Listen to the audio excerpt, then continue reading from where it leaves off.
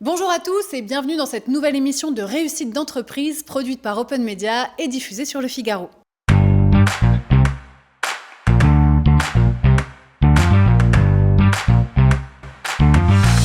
L'alcool, une cause majeure des accidents mortels sur la route en France. Et oui, il est responsable de 30% de la mortalité routière dans notre pays. Alors, quels sont les moyens pour lutter contre ce fléau au volant? La réponse avec Patrick Bordin, fondateur, concepteur d'Ethyloborn. Bonjour Patrick. Bonjour Agnès. Patrick, Ethyloborn, c'est une solution préventive et innovante pour une consommation responsable. Pouvez-vous nous expliquer en quoi ça consiste et surtout comment vous est venue l'idée de créer Ethyloborn? Ben voilà, par rapport à ce que vous disiez, par rapport aux chiffres, c'est tous les ans, c'est pareil. Sur l'alcool, il y a vraiment un problème. Et donc je me suis retrouvé tout simplement dans une discothèque et puis il y avait une borne éthylotest qui était en place. Et puis je suis resté 10 minutes devant et personne n'a soufflé dans l'appareil puisque c'était avec un monnayeur. Et en plus, il n'y avait aucun moyen de communication, aucun moyen de communiquer justement sur les messages de prévention, etc. Et sensibiliser les jeunes consommateurs sur une borne éthylotest. Sur l'importance aussi justement de souffler avant de prendre la voiture. Exactement, donc de souffler avant de prendre la voiture et puis de donner la possibilité à tout le monde de pouvoir s'autotester pour éviter les drames et les risques et les conséquences d'une consommation abusive d'alcool. Et donc est né Ethyloborn. Exactement, c'est né. Alors ça a été du travail quand même, hein, donc oui, voilà. Il a fallu faire, puisque je suis le concepteur, et donc il a fallu faire toute une démarche de trouver donc un éthylotest électronique, de trouver un écran de communication, et je voulais surtout que ma borne soit disponible pour tout le monde, donc qu'elle soit fixée au mur, qu'elle soit posée sur une table, et puis qu'elle puisse se déplacer et être accessible sur un trépied. Et gratuitement. Et surtout gratuitement, parce que ça laisse la possibilité à tout le monde de pouvoir s'autotester.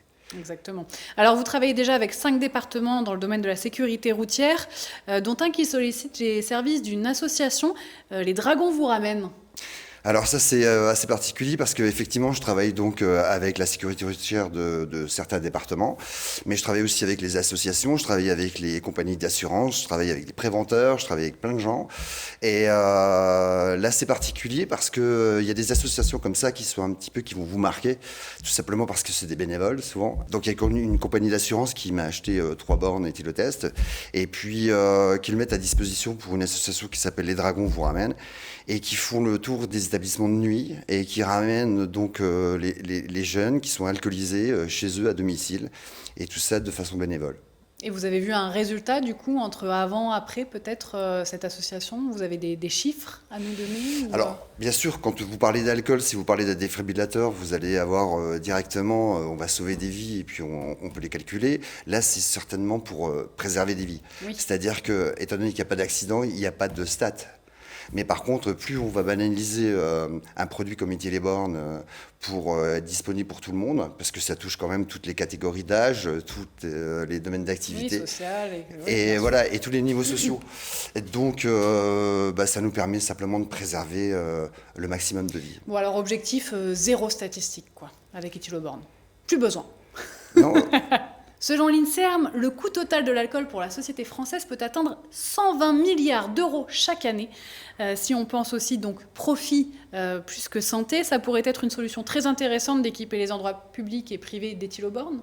Tout à fait, parce que ce qui se passe, c'est qu'Ethyloborn, c'est souvent le test d'alcoolémie, c'est souvent lié à la sécurité routière uniquement. Et donc, par contre, il y a la sécurité sociale aussi, c'est-à-dire qu'on a des coûts financiers qui sont énormes parce que c'est des maladies cardiovasculaires, c'est des soins, des hospitalisations, c'est aussi tous ces frais qui sont des coûts directs et indirects pour les entreprises, mais aussi pour le contribuable français. Et comme vous le disiez, ça représente 120 milliards d'euros, mais chaque année, quoi. On pourrait économiser sacrément avec quelques Ethyloborn en plus dans les établissements finalement. Alors Ethyloborn, c'est justement 40 solutions vendues pour l'instant, 120 000 euros de chiffre d'affaires en 2024 et 6 Ethyloborn pour la location disponible. Qu'est-ce que vous envisagez pour la suite ? Alors pour la suite, je voudrais faire 3 versions d'Ethyloborn. Une version qui soit abordable pour les bars, les restaurants, les établissements de nuit, les organisateurs d'événementiels. Et puis de faire aussi une version pour les entreprises, avec la récupération des données, parce que ça peut être intéressant pour faire des statistiques et des actions de prévention auprès des entreprises. Et puis une version, mais une nouvelle version, et là ça demande un petit peu plus d'investissement. Une version qui serait capable qui existe déjà, sur laquelle je travaille, c'est une version sur l'éthanol, donc l'alcool, et également la possibilité de détection du protoxyde d'azote. Pour l'instant, on n'arrive pas à détecter le protoxyde d'azote, et Ethyloborn sera capable de le faire. Et protoxyde d'azote qui est aussi très controversé et dangereux pour la sécurité. Alors c'est dangereux pour la sécurité, c'est un nouveau fléau qui arrive, on en parle un petit peu, parce que donc le protoxyde d'azote, c'est le gaz hilarant, donc oui. Voilà, ça se trouve en bonbonne, et il y a de plus en plus, parce que ça coûte pas cher, il y a du marché parallèle, un petit peu comme les stupéfiants, et puis ça fait des dégâts au niveau de l'organisme qui sont irréversibles, comme des situations de handicap. Et plein d'accidents qui sont liés aussi. Alors le mélange protoxyde d'azote et éthanol, c'est-à-dire l'alcool. C'est une bombe. C'est une bombe. Alors finalement, s'occuper de la sécurité en amont, c'est quand même un métier plein de sens et de valeur. C'est aussi la solution que vous avez envie de développer. Comment vous voulez la développer, cette solution, justement ?